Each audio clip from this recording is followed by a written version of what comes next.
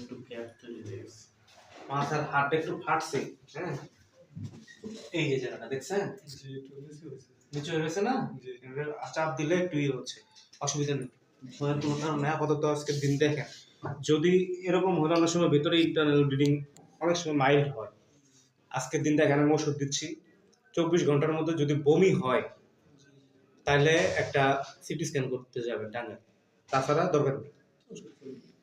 ওষুধ চলুক, যদি 24 ঘন্টার মধ্যে বমি করে, বমি ভাব থাকুক, বমি করে ফেলে, হ্যাঁ, এবং বারবার বমি হইতেছে এবং শুরু হয়, তাহলে একটা দেরি না করে সিটি স্ক্যান করা পারবেন। হ্যাঁ, আর আশা করি যেন ব্লিডিং না হয়, ওষুধ দিচ্ছি।